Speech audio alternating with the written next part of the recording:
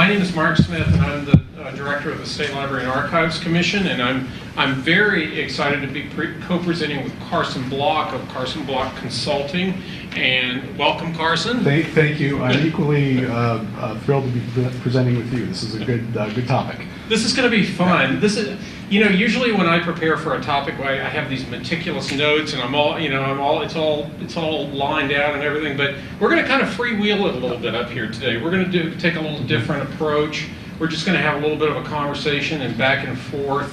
I want to mention before I continue that this program is actually sponsored by our Friends of Libraries and Archives of Texas. Every library has a Friends group, and this is the flat is our Friends group. So we really appreciate the work that they do supporting our agency. So what we're going to do today is talk about broadband and digital inclusion. But we're taking a little bit different take. We're not talking about kind of the nuts and bolts of how to get connected and how to do broadband, which is Carson's forte. What we're going to talk about today is a little bit more of the policy environment that's surrounding broadband and digital inclusion today. There's a lot of moving parts right now. There's a lot of things going on. So we just want to kind of explore that and kind of back and forth. Is that what we want to do? That's exactly what we want to do, and also the back and forth part is really, really important because as Mark said, there are a lot of moving parts. It's kind of hard sometimes to know where to jump in. Clearly, we're going to encourage everyone to jump in at some point that you can or you're comfortable with.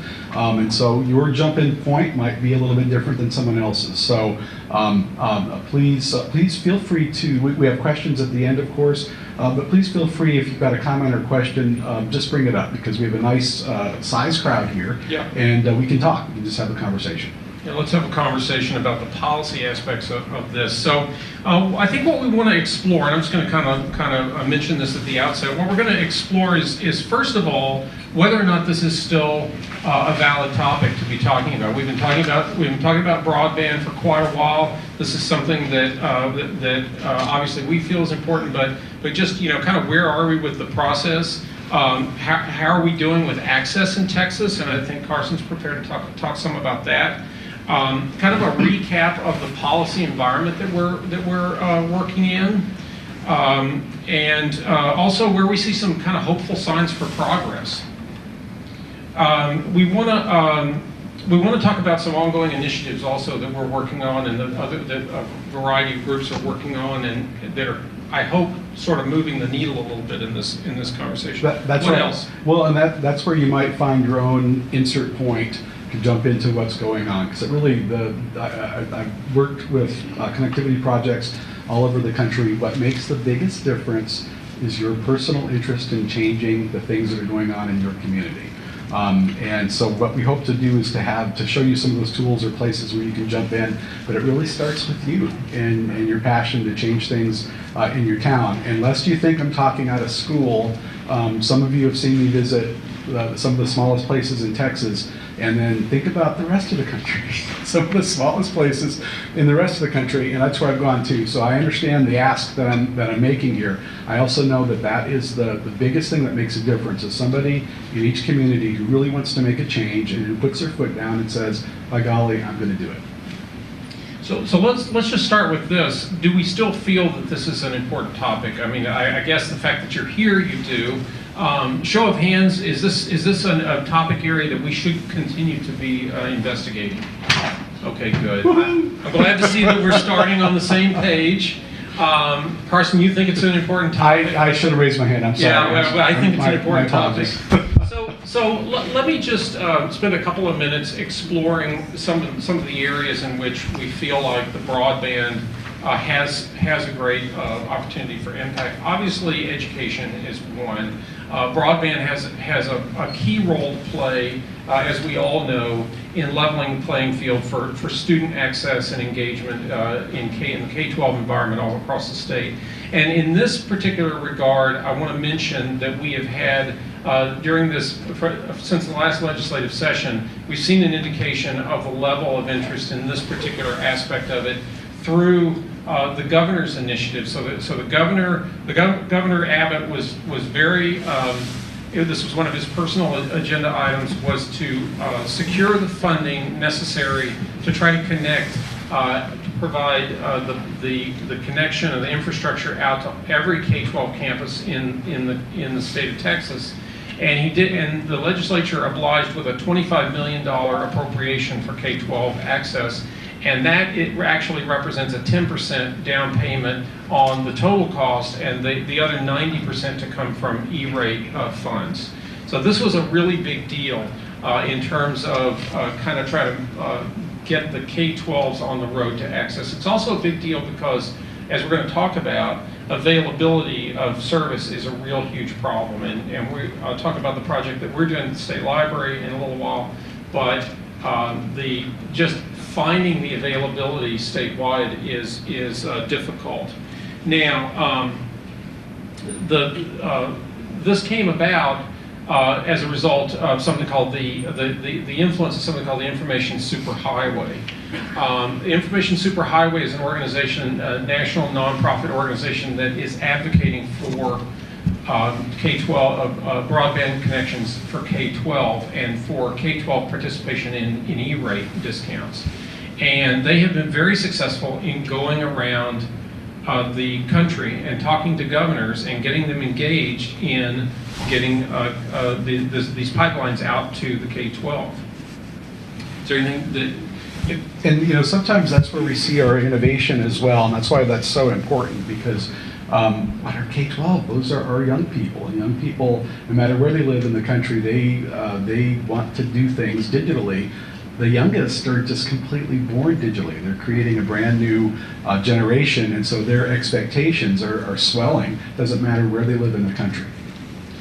Another area that we are very aware that is a focus of policy development is a kind of a general consensus and recognition of the potential impact of broadband in rural areas. So we've been very interested in rural areas, and I know Carson's done a lot of work he's going to talk about around rural initiatives to get this to bring this service out there.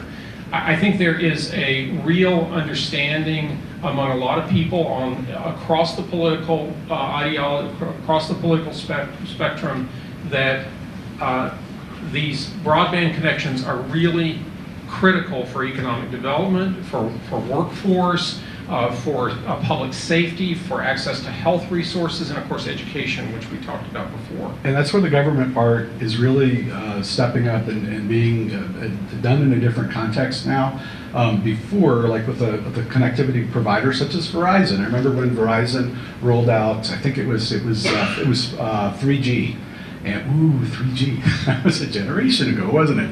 But they were super excited, and of course my question working with libraries is, when do all those dots on the map that you're showing off, when do they all get this 3G?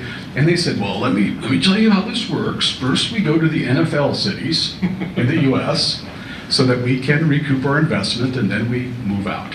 So that was kind of the old way of thinking that's just strictly from a commercial provider. It makes sense, right? It's an economic thing. However, a bigger economic thing in our world is that everything is happening online right now. To get a job, you need to apply online. To buy stuff, lots of stuff is bought online. And so this is changing the equation as far as what equals economic development. Yeah. 75 years ago, there was a huge push in this country for rural electrification, and that was seen as a really important underlying economic infrastructure, economic development infrastructure, public access initiative that said, people that live in rural areas are never going to be able to find equity and access to a quality of life without rural electrification. I think a lot of people are now, on a policy level, are equating what we're trying to do with broadband with that same kind of dream of rural electrification that we had in the 1930s and 40s. That's right. So we have 39% of rural areas in the United States and in Texas, probably higher, that do not have access to broadband resource. So an indication that there is an acknowledgement across the political spectrum of the importance of this as an economic development issue. President Trump in January had a press conference and talked about the importance of rural broadband access. I started to say rural electrification, rural broadband access. Now, significantly, he did not put any dollars to that initiative, but he did sign an order that ordered the government to work on initiatives to bring broadband to rural areas. That's right, yes. And that's a big deal, because it's easy for us to think of this as a partisan issue, especially when we work in public libraries. Sometimes we serve the unserved. That's one of our goals, our missions. But this is, it's not partisan. Everybody needs this. So, I wanted to talk a little bit about how exactly the broadband creates sustainable communities. And one of the areas we talked about educational opportunities, and as an example, I would just mention our Techshare resources. So yesterday our commission met. We have Commissioner Carr here on our State Library and Archives Commission. They met and approved over $13 million in access to e-resources online through Techshare and TextQuest resources across the state of Texas. But what is the point of that if, essentially you have a bottleneck in terms of your ability to access these resources? And that's true of all kinds of educational resources across the board. So obviously, from where we sit in library land, that is clearly a need of the internet. And it's important to also recognize that when we think about technology, it's not an either or, it's an and. So you might be thinking, we have plenty of print materials, we're going to be fine for a long time. Well, no, not with just print materials, because the things that change frequently are the ones that are going electronic, right? So while print is very, very important, the online access and having fast online access and continually fast, scalable online access remains important. Right, and I sat there was a great presentation this morning by a K-12 librarian that was talking about all of the resources that you can use on the internet that allow students to learn all these really cool ways to become more digitally savvy, but also just this total exploration of all of these resources that are available on the internet. And I was sitting there thinking, yeah, but if they hit a bottleneck in terms of speed, how are they going to be able to enjoy that? So that's a problem.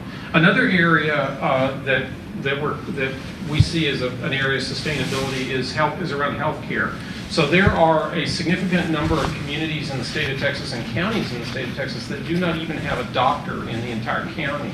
So there's a lot of people across the state that are depending on high-speed internet to get access to health care, and I think that's a really critical need. It absolutely is, and one of the ways that the healthcare works, it's not just access to data and charts and information about how to treat, but it's actually being able to see a practitioner, somebody who can look at you online saying, hey, I gotta lose some weight, can you help me with this? Well, show me your gut and we'll see what we can do. To be able to do things like that, of course, it requires speed and bandwidth, and how many people have ever been on a video call online? Everybody probably, right? Yes. How many people right now love being on a video call online when you don't have enough bandwidth? No one loves it. How many people want to have their health diagnosed on a line that's not high bandwidth? Nobody does, right? That we want to make sure a doctor can see exactly what they need to see. Watching that status bar move across when you're on WebMD is probably not the best thing. So. That's right. So another area is workforce support. So I know, how many public librarians in the room? Many public librarians. You know, obviously, that this is one of the main ways in which people or purposes for which people are accessing internet in your libraries. It's one of the key areas that we can be a player in the library and information world, is helping people connect with workforce. Workforce solutions boards need this, and libraries need it, and I think it's a critical aspect of that economic development piece. Absolutely. Even in our rural areas, when you talk about economic development, one of the things that I've become aware of, we had a summit, we'll maybe talk a little bit more about this, but we had a summit 2 weeks ago in the town of Hewitt. And at that summit, we had a number of people in the community come together for a conversation about broadband and the significance of broadband. we had Representative Doc Anderson, who's from that area, who is the chairman of the Rural Caucus for the legislature, the Texas legislature. And he was very generous with his time, spent several hours there, very interested in this issue. One of the things I've come to realize is that even for people that work in agriculture, those of us that live in the cities don't really realize this, but you work in agriculture, farmers and ranchers are using internet-based resources to monitor. Yeah. They're monitoring water levels, they're monitoring rain patterns, they're doing direct-to-market sales. So they're taking information from drones and they're processing that. So there's a ton of ways in which a lot of people in the rural areas are depending on the broadband just for economic survival. And the agriculture industry is no different than anything else. And we want to pave the way for that because the future is collecting and aggregating data. I know we're slow to it in libraries, and it's a subject for another time and another place, but that is how our world is turning, and especially looking at actual, like you can go to the Weather Channel to see what weather is, or you can look to see what you're actually looking at and monitoring yourself locally. And I think that we're going to see more and more of that as we go forward because it's getting cheaper to have monitors out and report those back to a central place. And I would also mention in the context of this, Carson, that the Texas Department of Agriculture has an initiative where they're looking at broadband. It's a really important project that you're aware of. Right. So their goal is to do 2 or 3 counties in 4 parts of the state as a test case, and they've started with a couple of counties in West Texas, and then they're going to move to the other 3 quadrants of the state and look at how they can be pivotal in terms of helping to bring broadband, high-speed internet in. Absolutely.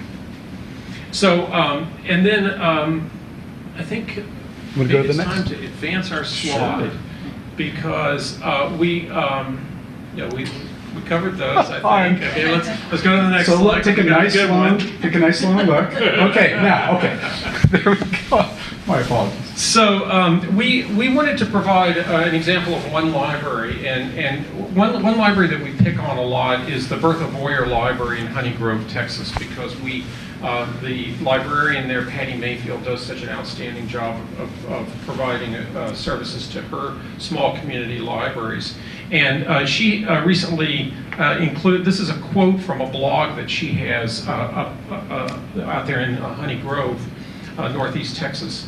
And she has internet access. She has a population of 1,700. And she uses internet she does GED classes in the library. She depends on having high-speed internet to be able to do that. She helps people find jobs via the computers in the libraries. She has, obviously the access to Techshare and TextQuest resources as well as information that she purchases there. Now, she had an E-rate. But even after E-rate, she paid $898 a month for her service after the E-rate discount. Now, through a project that we're working on, and we'll talk a little bit more about, she was able to actually increase her speed and get a little bit better break on the price. But before that, she had 2 T3 lines, and she had 1.5 megabit service, I believe. Is that right, Henry? 1.5 megabit service. She's upgrading that to 100 to 50 megabit service. So that's going to be great for her. So the availability is going out to the areas, but her quote here is great. And so I was so taken with this quote, I actually reproduced it on my blog. But she directly calls out AT&T and Verizon, and I said, Patty, do you want to change that to major telecom providers? And she said, no, we have to say that. That's important. So I said, okay, all right, I'm reproducing her quote. So, but when she says until the AT&Ts and Verizons are forced to provide the same type and quality of service at the same affordable price offered in urban settings, internet connectivity in small rural libraries must remain a concern of policy and lawmakers. So she pretty much lays it out there. Yeah, she does. And I think, how many share the sentiment in the room? Okay, yeah, that's good. So How are we doing in Texas? How are we doing How in are we doing in Texas, Texas? Carson? Tell us. Well, this map is not very, on two things. It's not very encouraging. It's also probably not very shocking, right? So the darker counties that you see there have the most amount of households that are served with quote-unquote broadband access. The definition of broadband, I think it's 20 meg a second for a connection. I don't think that way. I think I want to go much higher than that. 20 meg sounds like an entry point. However, this is a good thing to look at. As you can see, we've got miles and miles of Texas, as they say, without adequate sorts of service. Part of the problem that a lot of us know, if you've been able to be out in the field, is if there's a service provider, there's a service provider. There's no competition in that area because, frankly, there's not a lot of reason for competition, right? There's not a lot of people buying this, even though everyone's at some level would probably want to have a connection to the internet. There's just not a lot of competition out there. Now, having toured around Texas, I know that we've got some excellent small providers that do the best that they can to serve, and they do lots of creative sorts of ways to connect, such as using microwave technology, so they don't have to put in wired infrastructure, for instance. And so we got some good folks out there. We also have some stinkers out there who are not doing a very good job of providing the sort of service and the quality of service that's required. So when we look at a map like this, I hate to say this, it can even get a little bit worse because we're looking at areas of density, of fast speed. This map does not tell us the quality at all. And so in all the yellow areas, I can tell you that the quality, I can tell you, by personal experience, the quality's uneven, right? It's uneven. And oftentimes, what we found is when our library folks find a problem, they have a hard time talking to their provider to say, hey, we're buying X, and you're not giving us X. We need you to improve that. So that's something that we address in the broadband toolkit that I'll tell you a little bit more later. And so the other thing is that we talked about the. This is the first time I've ever used an iPad for my notes, so forgive me. I might do this. I'm gonna go. We've all been there. I'm getting older by the minute. One thing that's really interesting in Texas is that there's an existing law. I was not aware of this as being a law, Mark, until you brought this up, that municipalities cannot be internet service providers. Now, in other parts of the country, municipalities are actually investing in their own infrastructure. I think that this is important because of the overturn of net neutrality protections. We might want more government-provided access, especially for libraries. But that limits things right there. So city government, even if it wanted to, could not get into the game. This is something very near and dear to Mark's heart. There's no statewide policy for broadband deployment. There's no office of broadband policy. Texas is a big state.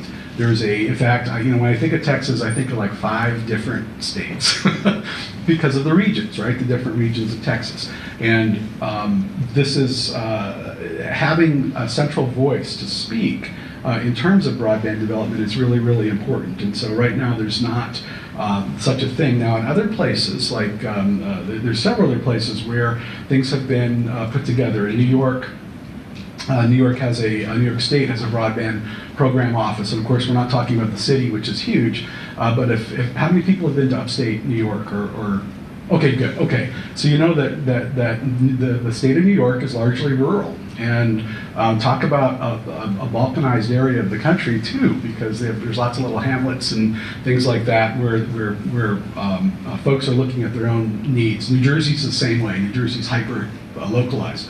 But there are places that have done this to promote that. We'll talk about a few others in a moment.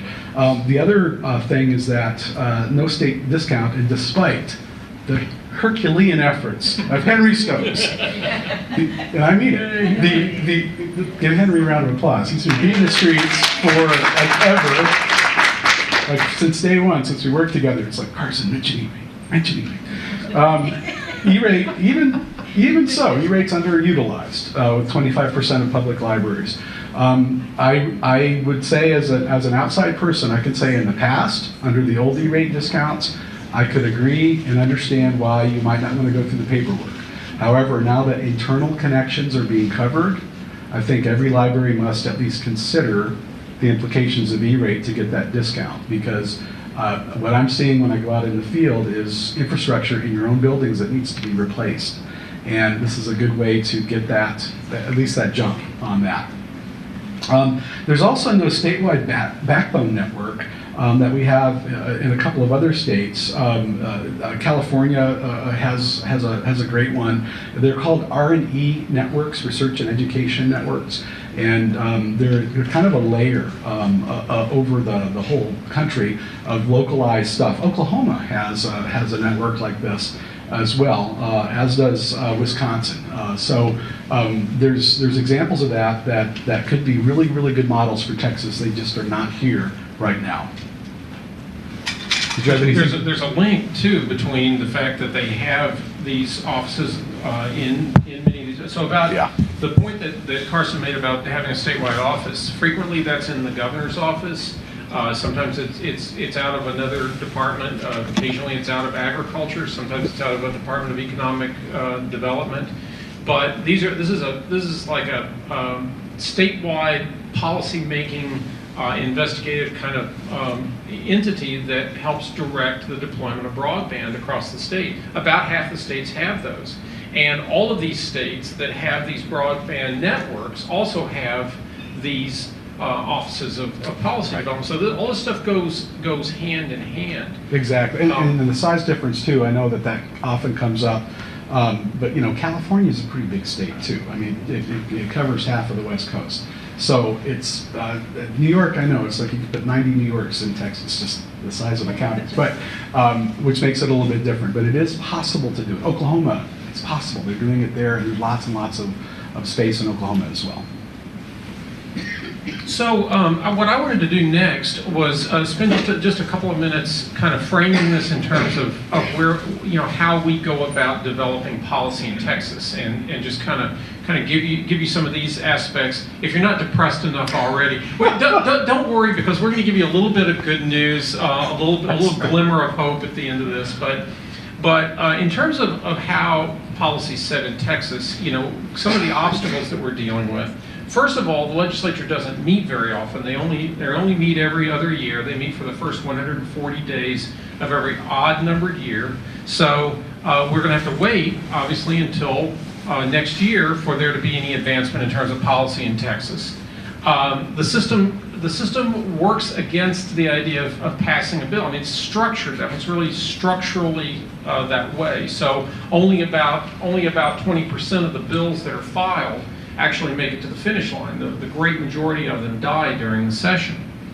Obviously, we know that the fiscal environment in Texas is very fiscally conservative. There is a reluctance to spend money, so that's a concern, or it's an issue in trying to deal with this. The telecom lobby in Texas is very powerful. There are literally dozens, if not hundreds, of telecom lobbyists working the Capitol, right, Gloria? So we know that they're there, and they are not real fond of competition in this area. That is a group that will actively work against anything that they feel is not going to be favorable to their industry, which is what they do. Yeah. So there is and I'll just mention, you know, we mentioned that the governor has seemed to have an interest in broadband connectivity for K-12, which is wonderful. We're happy about that. But he has not seemed to have a great deal of interest in connectivity in other sectors, or at least it's not super evident to us. One of the aspects of this that I just want to be very frank about is that when you talk about broadband policy, you're really talking about two major areas of concern, and one is availability, and the other is affordability. And in order to address availability, as Carson has sort of hinted, you need to have more competition in the market, and you need to be able to have more competition in the market. Not only do you have to have more providers, but you have to have more demand. And so we don't have demand, but we also have an economic environment that's favorable to not having as much competition. So that's one issue. And the other issue is affordability, so that once you have that availability, the customers can actually afford the service. And affordability could often be addressed through subsidies and so forth, but there is a reluctance. That would be, and it's understandable. I mean, to actually provide subsidies for telecom service would cost many, many millions of dollars. And I think there's a recognition that that is not likely to occur. But your obstacles of affordability and availability. So you've got two areas that you've got sort of a built-in policy reluctance to address. Absolutely, and in some ways, with the E-rate, as long as the E-rate is there, libraries have, public libraries have a special opportunity to receive those discounts. Even when that happens, though, sometimes a provider is not available, and so clearly government needs to step in to help facilitate. I have a very sad story to tell you. In Colorado, a lot of people think of Colorado the same way they think of Texas sometimes. Like, Texas has got a lot of big cities. Colorado's got a lot of big cities and mountains. Well, there's lots of small communities in Colorado too. And I was helping a small library down by the Colorado-New Mexico border. And their network was in horrible shape. I won't go into details, but they needed to do what's called a rip and replace. So you don't have to be technical to know what rip and replace might mean. It means we had to rip out the old stuff and put in new stuff. And I hustled down so that we could get things in to E-rate. They had an E-rate consultant who was able to file a 470 with everything that they needed to go forward. Guess what didn't happen? No one responded to the bid. And I'm like, what?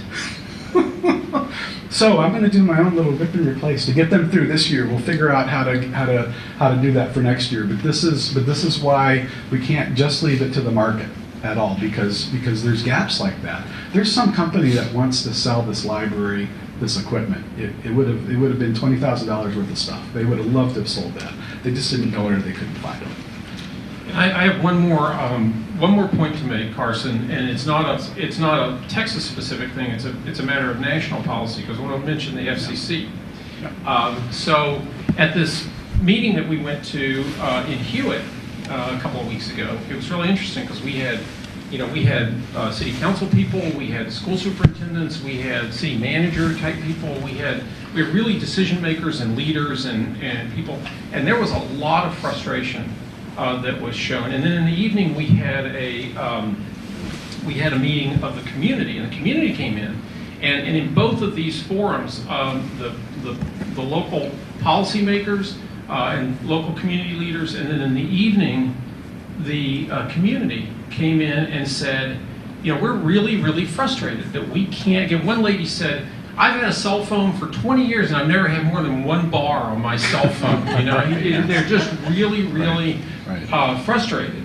And they said, we're frustrated with the lack of availability. We're frustrated with the lack of affordability. And this is, and a number of people said this, Carson. They said, this is a public utility, and it should be made available to the public like a public utility.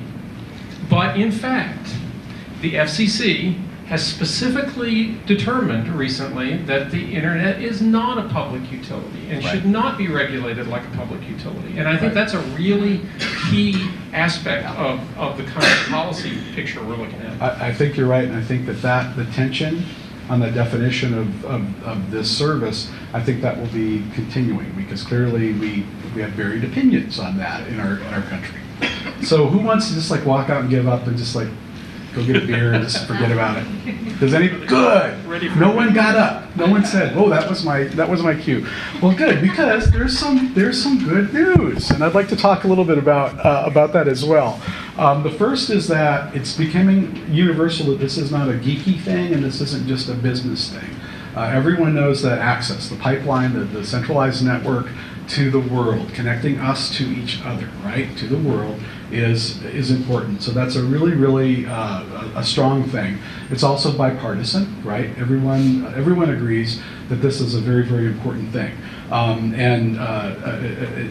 As Mark had said with President Trump's comments and thoughts on this, it's from the top there. Right now, there's a couple of initiatives that I wanted to talk about specifically that are making a difference, and these are some of the things that you might be able to get involved in yourself. One is the Toward Gigabit Libraries project, and so that's something that I've been involved with. It's a partnership with Internet 2. Internet 2 is, back in the day when there was just Internet 1, Internet 2 was imagined as the next generation high-speed internet, so that it connected a lot of research institutions in the country. Well, Internet 1 grew just fine. It got very fast.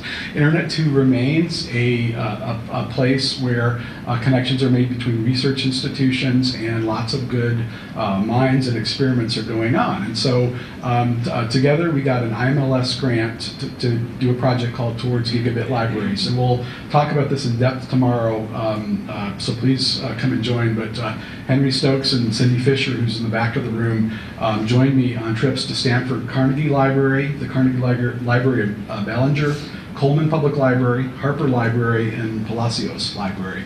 So basically, we cut a path from kind of the north to all the way to the coast to provide this toolkit. The idea of the toolkit is when we're done with it, which will be in the next couple of months, this will be available to anyone who wants it to use. And the goal is that it's a self-guided, standalone toolkit that helps you go through the connectivity issues in your library and diagnose them so that you can fix them. Doesn't that sound awesome? Yeah, so, and that's what's been happening. And so we've been testing this in the field. We've visited, I think by the time we're done, it's going to be like 45 libraries. And this was specifically to address connectivity issues in rural and tribal libraries in the U.S. Coming up with a toolkit like that, as you imagine, is kind of hard because this is highly technical things that we're discussing, and so we don't expect everyone to just take to that. So we were very careful in the way that we ask people we ask questions in the toolkit and then provide a resource for each of you to answer that question within the toolkit itself. It's been really successful. So tomorrow about the same time, it's called Connect Your Community with Broadband. Please come and hear a little bit more about that, including from a librarian who we visited. And you can ask her, is Carson telling me a bill of goods, or was it good? So we're actually going to talk about the pros and cons and just lay it out there. So I hope you can make it to that. There was also an initiative. There's a couple things I was so grateful that you shared with me, and that was the Glass House initiative, and that's what was happening in Hewitt. Is that correct? And you described that really well. I was fascinated by the idea that they're pulling together different community groups for different perspectives and hearing things where the rubber meets the road. When you have someone says, I've had one bar my whole cell phone life, that speaks a lot, right? Yeah, so the Glass House initiative is very good. The Wi-Fi hotspot lending project is awesome, and there was also, I think it was earlier today? Okay, it was earlier today, and that's really important. If that's something that you haven't thought about in your own library, you can lend the internet out. Now we know that there's problems with that because you need to have a signal, you need to have at least one bar to do that, and have to have a service provider. But please dig into the resources from the Texas State Library there, because that's a growing program and a growing role that's going on. And also another overlay is the Department of Agriculture project that Mark mentioned, and this is looking at different ways, because agriculture is huge. It's a big business. What are your roads called? They're called FM roads, farm to market, right? So I think we need we need to be thinking about the internet as being farm to market as well, with a digital road, right? I think of that every time when I drive around Texas. Everything's FM. Yes. Every road in the state is FM. And so, and what you might say, you've heard me rattle off a couple of different opportunities, and you might say, well, wait, how do these all sync together? And the answer is that they don't necessarily sync together. What we would like to encourage you to do is to look at something, anything that looks interesting to you, and just take that first step to investigate it, to look at it, to go to a meeting and talk about the realities that you have in trying to serve your patrons with your connectivity. I'll just add one more to your list, one that's near and dear to our heart. We mentioned that the schools, TEA received $25 million to do a massive infrastructure project for K-12 campuses across the state.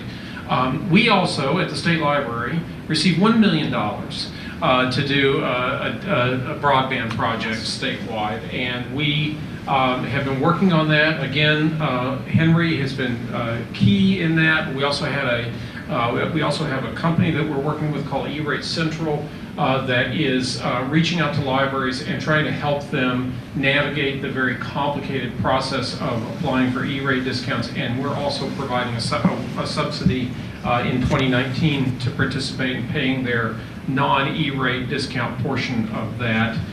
So we have looks like about 75 libraries are going to come on board. And earlier, Carson mentioned that we have about a 25% participation rate in E-rate statewide.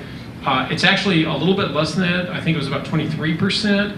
But after this project, we're probably going to move that needle to something like 36% of libraries participating, and we're going to more than double the average internet speed statewide for those 100 libraries, and we hope to continue to do this in subsequent years. So, absolutely. And one other policy that I wanted to mention that we've been hearing a lot about lately is there's a lot of interest in something called the Dig Once process, which I just want to mention. So apparently what's happening in some states, I think New Mexico is doing this, is that when they go out to lay various types of infrastructure cable, they are also laying fiber. Okay, so it's they call it the dig once practice. So they'll just lay the fiber whether there's a provider or not. They'll do that so that they get that infrastructure in where they're also putting electric or other types of infrastructure in. Yeah, it's really important to take advantage of that when those projects are coming in. Those have been in different parts of the country. Those have been part of the building, but it's so varied. It's not consistent. So it's a very good point. And I'll see if I can do that. Did it go? Yes. Okay. So continuing on this thing, because we want you to take action, right? We really don't want you to just sit there and go, gosh, I hope someone else fixes this problem. Because they're really not, and your voice is really, really important. The first thing is participating in the E-rate program if you haven't already. Again, you might have objections to E-rate, and I think it's fine to look at those.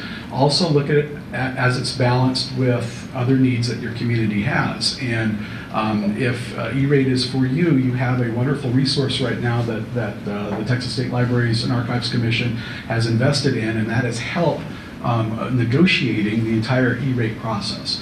It's very complex. It's like you getting your taxes done, right? Sometimes it's better to go to an accountant. Well, the state library has kind of hired an accountant, so to speak, on your behalf to assist you.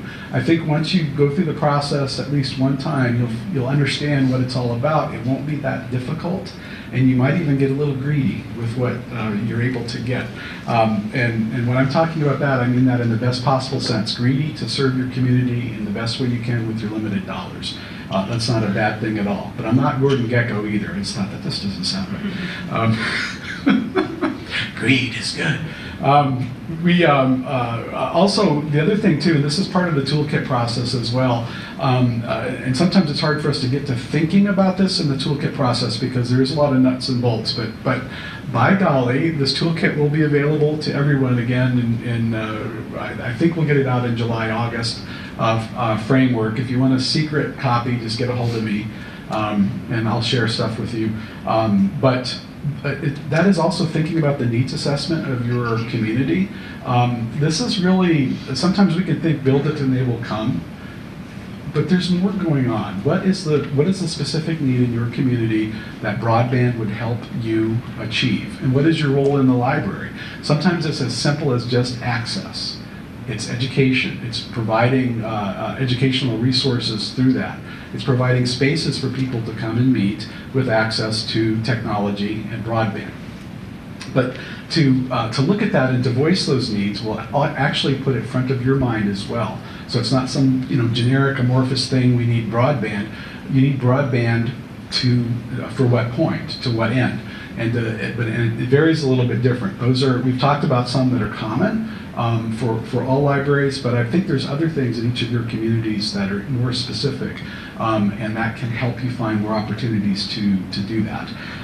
There's also the EDGE initiative. Texas is participating in the EDGE initiative, and I know that we feel like we're filling out a lot of surveys these days. I want to encourage you to just keep filling out surveys. I'd hate to say, because there's no other way sometimes to get the information. So when you're confronted with another survey, and I go through this myself because when I have a new client, I actually send them a very detailed survey. Yes, because I need to know where to point my attention when I get on site.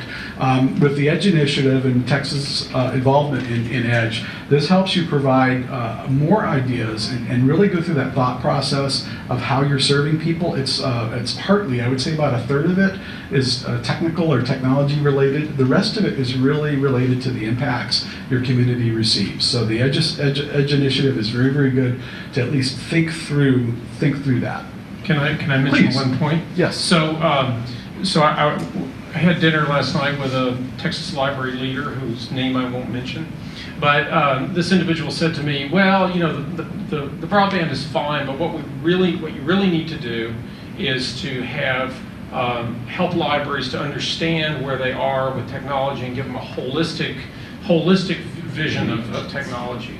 And in fact, that's the program that we have. It's called EDGE, and that in combination with our You Can Do IT, which Carson was our presenter last year for our You Can Do IT, and Cindy Fisher is our presenter this year for You Can Do IT, and Cindy's also I think your lead staff for the EDGE initiative as well. So I also want to point out, call out my friend Ramiro Salazar, who's here today, and director of the San Antonio Public Library, who you had great results with EDGE, I believe. Yes. Ramiro, did you not? You used it to utilize it constantly as part of our metrics, but more importantly to justify the need for investment in technology.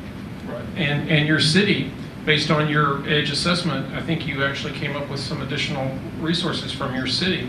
Exactly, and we continue to be supported because of EDGE for investment in technology. Very good. So San Antonio Public's one of our great examples of success using EDGE. So you too could be successful using EDGE. So listen to Mr. Salazar.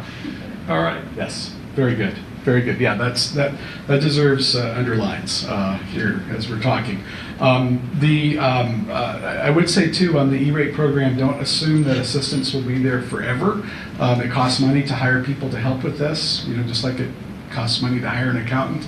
So please don't wait. If you weren't able to participate in this cycle, please consider participating in the next cycle and start now. Think about the things that you need. The other thing that's very important, like the meetings that are happening, is just being at the table around community broadband. One of the things, I won't say where I was, but I've got a million stories, and one of the stories that just made me so angry the last time I was coming through Texas is we were working with one community where the city had laid fiber to the City Hall building. And I said, well, what is the fiber route? And they pointed to the alley behind the library. And I said, and they're not stopping here? They're not stopping? It's like fighting words for me. I don't want to disparage the community. What I want to say is my guess is that whoever was in charge did not realize or understand that the library is also a place of connectivity. I'm really happy that you talked about that, Carson, and that's kind of an underlying ulterior motive to all of our work in broadband, and we wanted, when we went to the legislature last session to get the $1 million to incentivize E-rate participation in Texas, that was important in itself. But what was also important is that we wanted the legislature to understand that libraries can be a player in this, and that's what's so good about this Glass House initiative is that they reached out to us very early on and recognized that the library is a key player in that. And so I think on a statewide basis we're trying to do that, but I think in every community in the state our library directors and leaders can make it be known Yes. to their cities that they are a really key player in this. I mean, the library is the digital safety net in these communities. It's where people go for access when they don't have it at home or anywhere else. That's right. So in the case of Peggy Mayfield in Honey Grove, if she didn't offer the internet access, somebody would have to drive 20 miles to another town to Right. get that access. Yeah, and often the public library is the only place of free internet access in the community. There might be other internet access, but there's some cost associated with it. And that's okay, right? That's totally fine. But the idea is that the library is not the place where people are charged for access. It's a prepaid service through the way that we fund our libraries. The other thing too is just talk about things that happen in your library. I love librarians because everyone is so modest. Library workers think that our good works are evident. They're not. And it's not because they're not the most awesome works, it's because we're not out there shouting about them. We live in a world, for better or for worse, that we are in a world of marketing, total marketing. And the best marketing these days is really funny. It's social marketing, it's viral marketing. Whether it's via social media or not is beside the point. Underscoring this is talking to people about what's happening. So I would encourage you to just talk about what's happening in your library with people who are not in your library who should know. For instance, this is a question I always ask when I have working with a library that has broadband problems. I say, so do you see the worst problems right after school gets out? Oh yeah, yes, that's because that's when all the kids come in. Talk about all the kids coming in after school to use computing resources to do their homework, to gather, to work. Talk about the things that you're seeing. Talk about the programs, the people who come in who need access to the internet to provide a program. Just talk about it. Don't take it for granted, because I can tell you that our lawmakers, our other city people, our business leaders, our leaders in the community, they don't always know what valuable things are happening, and the only person who can tell them is you. Because they might not visit the library. They might even love the library and support the library. They just don't visit and see it. And so just talking is strong enough. Did you have any more about that, or is that I do not. touching that up? Okay. I'm on my soapbox there, as you can see. Brave on, brother. The other thing too is when you start those conversations, you can also learn about other needs in the community that you did not know about, and offer the library as a place to solve those problems. That's an amazingly powerful thing. It's not going to actually cost you any more resources or time or space in most cases. You're just going to connect people to things that exist, and they did not know that you were the solution to their problems. That's why you have to talk. That's why you have to get out there and talk about things. Also, when there are meetings, show up and talk about how great the library is. Even if it's a total non sequitur. Go to city council every Tuesday and say, I just wanted to get up and tell you again how great the library is. And we're serving all these people and et cetera. That's just fine. But keep tooting your own horn, and especially talking about technology and access is really, really important, because some people I still get this. People ask what I do for a living. I'm a library technologist, and I go, well, why do books need technology, and aren't libraries dying, and blah, blah, blah, blah, blah. So yeah, I've had many nuanced conversations with a cross-section of people across the country. It's really, really important to let people know that this resource is being used, and that it's difficult for you to keep up. And I think if you're going to have a single talking point, just say we are busy, and it's difficult for us to keep up, because then people go, well, why? And then you can start telling them why it's difficult, the challenges that you're seeing.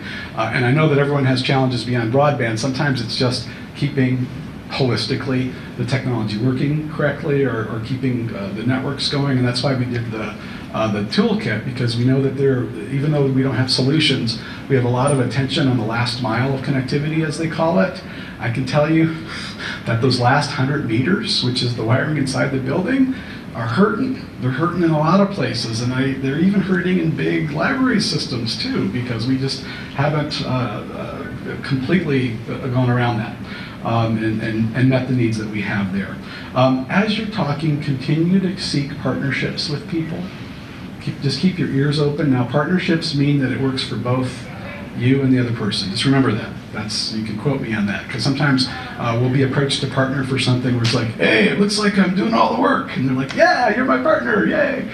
We want to make sure that we have an equal a yoke, that we're equally yoked in doing things, and that's an okay question to ask and to consider yourself. But partnerships are essential, especially in rural areas. We need each other, and sometimes in some states like Texas, we're not used to reaching out like that.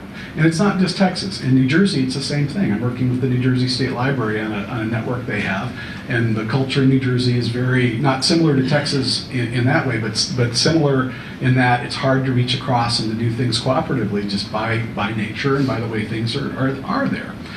The other thing too is that you've got other people in your community that I think if you just sat down right now and listed out who is concerned about connectivity in your community, you could put together a great coffee group to pull together and to say, you know something, I think we have a common problem here. What can we do to solve this? What resources do I know about? I went to the session at TLA. I learned about some stuff that's going on. What about you? What can we do to increase and improve our connectivity to this world? And so those are a couple of rubber meets the road tips. And we managed to blab almost the entire hour here, Carson. We did. So yes. There is time probably for one or two questions. Is there, Romero? Thanks, Mark. Can I speak from here? Yeah, sure. Absolutely. Sure. Oh, well, I guess maybe if they're recording it, go ahead. Okay. If you don't I mind. want to keep mine back. If you don't mind. All right, so let me introduce again myself, Ramiro Salazar, Director at San Antonio Public Library. First of all, I want to commend you, Mark, and the State Library for taking the leadership role in this area. It continues to be an issue for libraries, and I see that it's a bigger issue for rural libraries. Right now there's a big focus on identifying and then mitigating barriers to access. Certainly digital inclusion is part of that. So it's not enough providing access to high-speed internet, but also providing digital literacy. That you may provide the tool, but if folks cannot use the tool, then it's not worth anything. The E-rate, it frustrates me that rural libraries struggle because they may not have the resources of a larger library to go through that process. Why is it so difficult? So I urge you to continue to take a leadership role in working with the library community to figure out ways of how we can help rural libraries provide access to the internet. And then you identify two things, affordability and availability, but speed is another issue that's a concern to us. And this net neutrality, which gives providers the power to throttle up or down, is a big issue for public libraries. So I wanted to identify that as another issue that we would hope that we come together and try to figure out how to mitigate. So Absolutely. those are the comments I want to make. Thank you. Thank you very much. Great points, Romero. Anybody else? Well, I just want to thank you all for being here today and being such patient listeners. And if there's anything you want to ask or chat with us about, we'll be around for a couple minutes. Yeah, please do. All right. Thank you so much. Thanks, folks.